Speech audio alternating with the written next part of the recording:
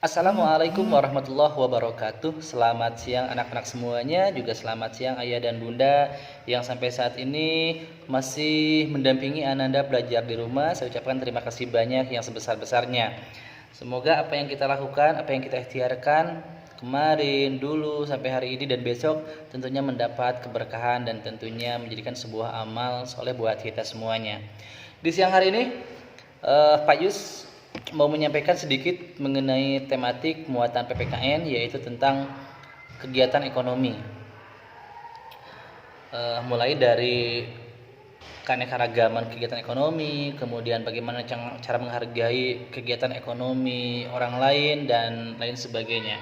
Sebelumnya pastikan dulu alat tulisnya disiapkan, barangkali ada yang perlu ditulis ya. Sekali lagi Pak Yu sampaikan, persiapkan alat tulisnya, barangkali ada yang perlu ditulis sebagai bahan informasi, bahan pembelajaran, bahan pemahaman buat nanti kalian di lain waktu.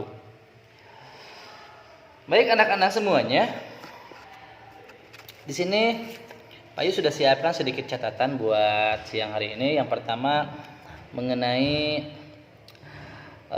penyebab keragaman kegiatan ekonomi di daerah kita, tentunya di sekitar lingkungan kita. Seperti kita ketahui bahwa Indonesia merupakan negara yang berbagai kebudayaannya begitu banyak, ya, suku bangsa, budaya yang tersebar di seluruh Nusantara. Namun perbedaan suku dan budaya bukanlah hal yang dapat merusak persatuan. Justru itulah yang menjadi modal kuat kita sebagai bangsa yang bersatu, ya. Kenapa? Karena kita memiliki sebuah semboyan, yaitu Bhinneka Tunggal Ika, di mana Bhinneka Tunggal Ika ini merupakan semboyan yang luar biasa, ya. Luar biasa, beraneka ragam, beraneka macam suku bangsa, budaya, bahasa dan lain sebagainya diikat dalam satu semboyan Bhinneka Tunggal Ika. Artinya apa? Ya, berbeda-beda tetapi tetap satu. Nah, yang dibahas hari ini adalah mengenai kegiatan ekonomi, mulai dari penyebab keragaman atau penyebab bermacam-macamnya pekerjaan atau kegiatan ekonomi masyarakat di sekitar kita. Nih, apa saja yang menjadi faktor penyebab keragaman kegiatan ekonomi di sekitar kita? Ya, sebelumnya kita ketahui bahwa kegiatan atau pekerjaan saudara kita, kemudian orang-orang di sekitar kita ini sangat beraneka ragam, ya. Ada yang sebagai pedagang, ada yang sebagai penjual jasa seperti halnya ojek online, kemudian tukang beca, kemudian kirim barang dan lain sebagainya. Ini sangat beraneka ragam, ya.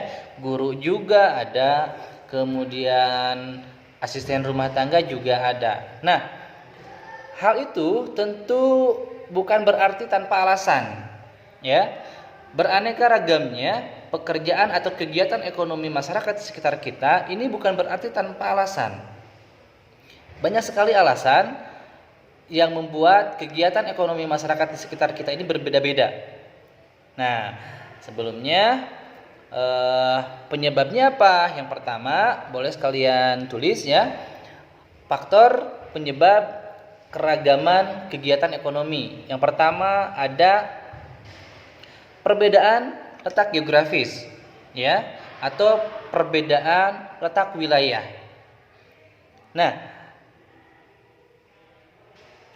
di sekitar kita, ya, ini pekerjaan atau kegiatan ekonominya berbeda-beda.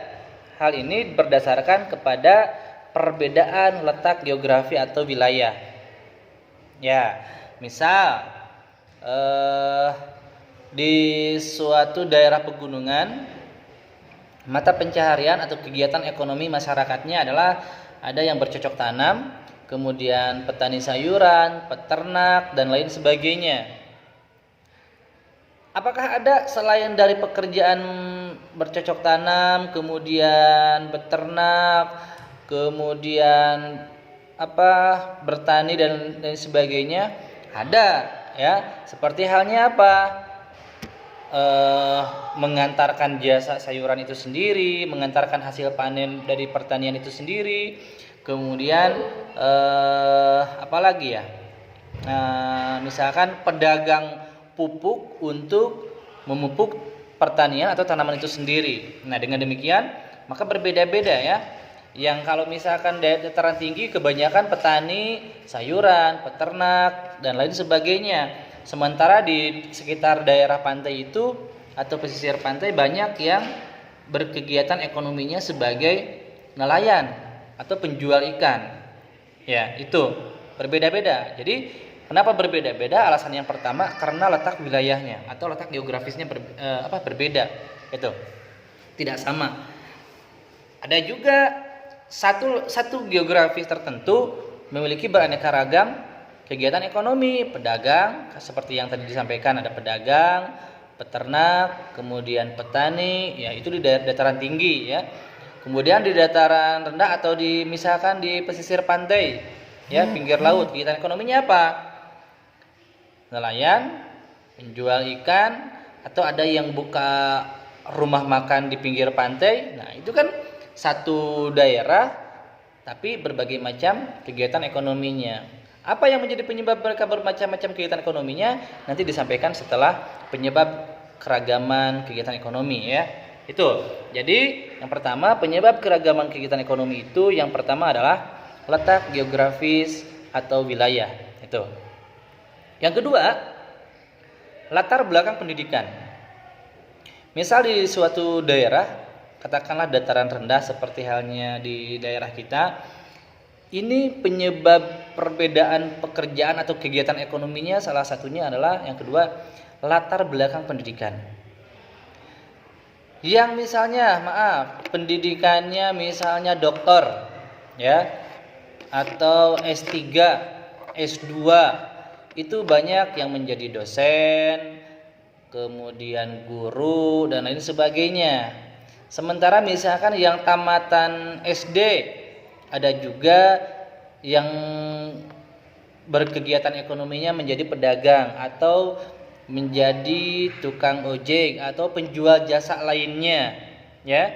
Itu karena misalkan yang tamatan SD, yang lulusan SD itu sekolahnya tidak berlanjut ke SMP, ini nggak bisa bekerja di perusahaan tertentu karena minimal ada jenjang sekolah yang lebih tinggi, misalnya SMA atau sarjana gitu kan. Maka yang lulusan SD atau SMP tidak bisa bekerja di perusahaan tertentu. Akhirnya karena pendidikannya memang hanya sampai SD, mereka mengambil kegiatan ekonominya menjadi pedagang atau juga penjual jasa.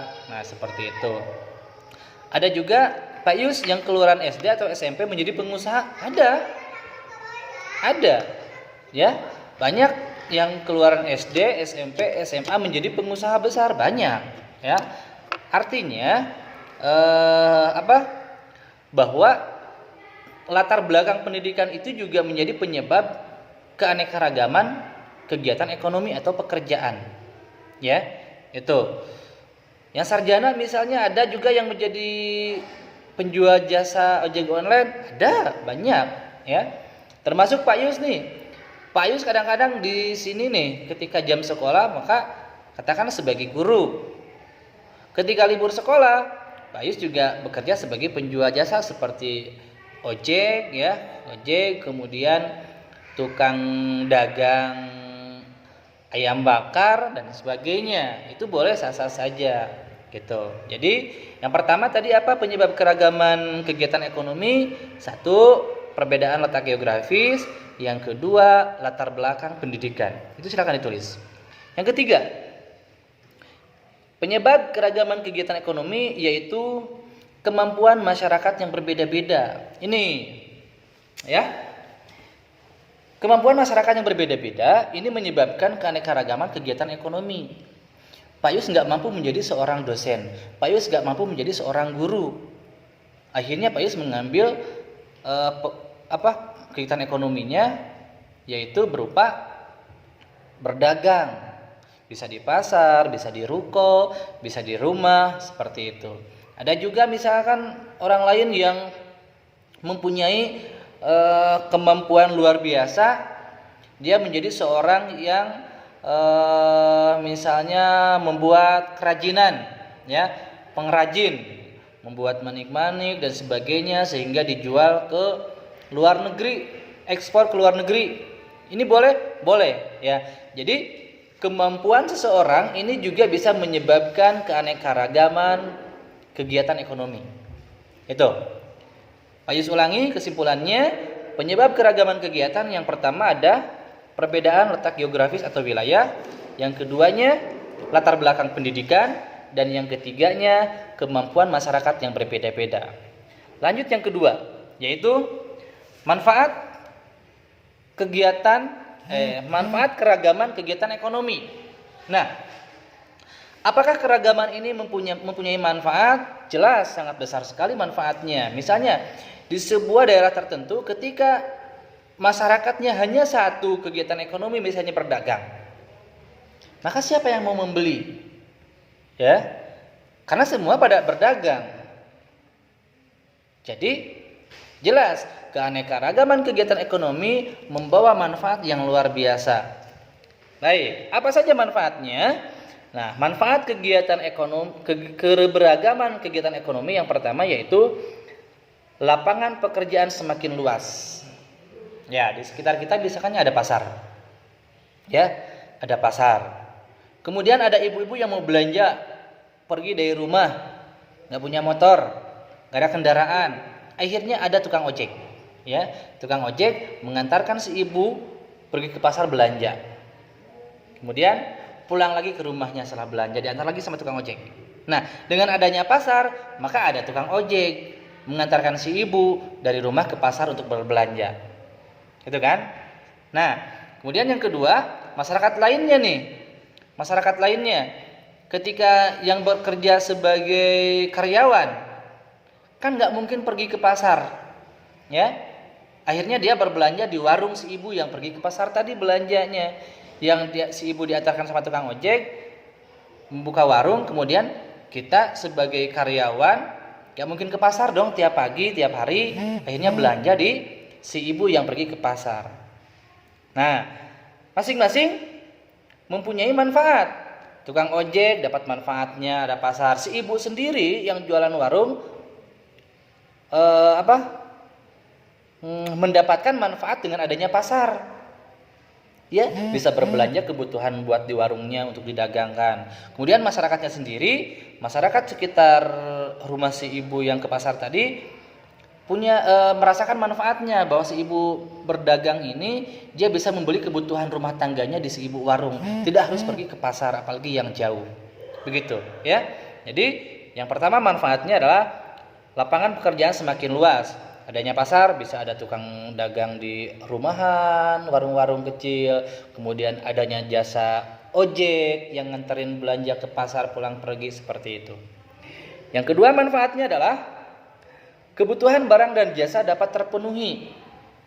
Nah, terutama kita nih yang orang tuanya sebagai karyawan sibuk dengan pekerjaannya, gak sempat berbelanja, gak sempat bertanam, katakanlah ya, bertani, membajak sawah, menanam padi sampai menghasilkan beras, itu nggak bisa.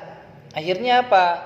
Dia membeli berasnya ke pedagang beras, membeli sayuran ke petani sayur, membeli ikan ke peternak, membeli ayam ke pedagang di pasar. Semua masing-masing merasakan manfaat dari keragaman kegiatan ekonomi ini. Ya, Pak Yus misalkan dosen atau katakanlah guru, kan nggak mungkin Pak Yus nanam sayuran sendiri dengan lahan yang terbatas, nggak punya lahan. Ya, akhirnya Pak Yus beli sayuran ke si ibu warung. Si ibu warung nanam sendiri nggak mungkin, pasti si ibu warung belanja di pasar. Kemudian pasar dari mana? Pasar mendapatkan sayuran, daging, ikan dan sebagainya, tentunya dari petani dan peternak. Jadi masing-masing mempunyai dan merasakan manfaatnya itu. Jadi yang kedua adalah kebutuhan barang dan jasa dapat terpenuhi. Itu manfaat yang kedua. Manfaat yang ketiga untuk kegiatan ekonomi yaitu harga yang diberikan akan lebih murah. Nih, di Bandung misalnya sebagai pusat perbelanjaan pakaian, ya. Nah, ketika kita belanja ke Bandung, katakanlah harganya 100.000, ditambah ongkos mungkin pulang pergi 100.000, jadi 200.000. Tetapi kalau kita belanja di sekitar rumah kita, ada yang jualan misalnya baju yang sama, merek yang sama, ukuran yang sama, kita beli harganya 125.000. Maka di sini jauh lebih murah. Kenapa? Karena tidak mengeluarkan ongkos, ya. Nah, sehingga kita akan belanja di sini, udah belanjanya di sekitar rumah saja. Mungkin harga lebih mahal 125, tetapi itu kita nggak pakai ongkos, ya. Nggak pakai ongkos, tinggal beli aja 125. Berbeda dengan beli ke Bandung. Kalau ke Bandung tambah ongkos 100.000, harganya 100.000 nih pakaiannya, jadi 200 dong. Maka lebih murah di sekitar kita. Apalagi yang punya tetangga, saudara yang di sekitar rumahnya ada warung, maka berbelanjalah di warung tersebut. Ya, biar lebih murah, tentunya lebih cepat juga. Dan yang keempatnya, manfaat keragaman kegiatan ekonomi yaitu menumbuhkan sikap toleransi dan tenggang rasa. Ya, artinya saling menghargai. Itu, saling menghargai. Oh, ini warung tetangga kita, ayo kita beli ke sana. Kemudian paling tidak apa yang kita butuhkan ada di warung itu, maka belilah di warung itu. Kecuali di warung itu tidak tersedia berbagai macam kebutuhan yang kita perlukan untuk di rumah. Boleh belanja ke tempat lain, seperti itu, ya. Nah, Pak Yus ulangi lagi, manfaat keragaman kegiatan ekonomi yaitu lapangan pekerjaan semakin luas, kemudian kebutuhan barang dan jasa dapat terpenuhi dengan mudah, kemudian harga yang diberikan akan lebih murah, dan yang keempatnya menumbuhkan sikap toleransi dan tenggang rasa. Nah, itu mengenai manfaat keragaman kegiatan ekonomi. Terus dari berbagai macam kegiatan ekonomi ini tentu menumbuhkan atau menghadirkan biasanya kesenjangan sosial, ya. Walaupun memang tidak semua. Nah, bagaimana sih biar kesenjangan itu tidak terjadi? Artinya kita harus saling menghargai, ya. Menghargai kegiatan ekonomi orang lain. Tidak memandang hina orang yang melakukan kegiatan ekonomi dengan halal. Ini perlu digarisbawahi. Semua kegiatan ekonomi selama itu halal sama di hadapan Allah. Ya. Sama, tidak membeda-bedakan. Kita harus menghargai. Bagaimana cara menghargai guru? Bagaimana cara menghargai pedagang? Bagaimana cara menghargai tukang ojek? Bagaimana cara menghargai penjual jasa yang lainnya? Nah, ini di buku ada juga cara menghargai kegiatan ekonomi orang lain, yaitu pertama, memberikan upah atau imbalan yang sesuai dengan kesepakatan jumlah dan waktu pembayaran. Ya. Yang pertama, memberikan upah atau imbalan yang sesuai. Ketika kita menggunakan jasa ojek online, maka berikanlah upahnya, berikanlah jasanya berupa kita membayar dengan kesepakatan harga. Itu. Yang kedua, memberikan kesempatan kepada orang lain untuk melakukan dan mengembangkan kegiatan ekonominya. Hari ini tetangga kita punya warung kecil. Ya. Tahun depan tetangga kita akan membuat warung yang lebih besar, ruko. 2 tahun kemudian dia akan membuat grosir yang lebih besar lagi. Boleh, ya, berikan kesempatan kepada tetangga kita untuk melakukan dan mengembangkan kegiatan ekonominya. Itu cara menghargai yang kedua. Dan yang ketiga, meniru dan meladani sikap baik orang lain dalam melakukan kegiatan ekonomi. Ya, kenapa dia bisa berkembang? Kenapa dia bisa maju pesat kegiatan ekonominya? Kita tiru, ambil yang baiknya, sisi positifnya ambil. Oh, dia begini, ternyata dia rajin, ternyata dia ulet. Ya, lakukan hal-hal yang merupakan baik menurut kita. Nah, itu saja informasi atau materi kegiatan di siang hari ini. Pak Yus sampaikan, mohon maaf apabila ada kekurangan, ada kesalahan, dan selanjutnya anak-anak boleh kembali membaca buku paketnya masing-masing ya. Buku jangan hanya dilihat, jangan hanya dipajang. Kasihan bukunya masih utuh, masih baru. Kalau boleh, apa yang dibaca merupakan informasi perbendaharaan pengetahuan kalian, kasih tanda. Bisa di blok, bisa di garis bawahi, dan macam sebagainya. Artinya apa? Oh, ternyata ini penting. Kita sudah membaca seperti itu. Baik, itu saja yang disampaikan Pak Yus di siang hari ini. Terima kasih dan mohon maaf atas kehilafan, kekurangan dan kesalahannya. Bertemu kembali di lain kesempatan. Assalamualaikum warahmatullahi wabarakatuh.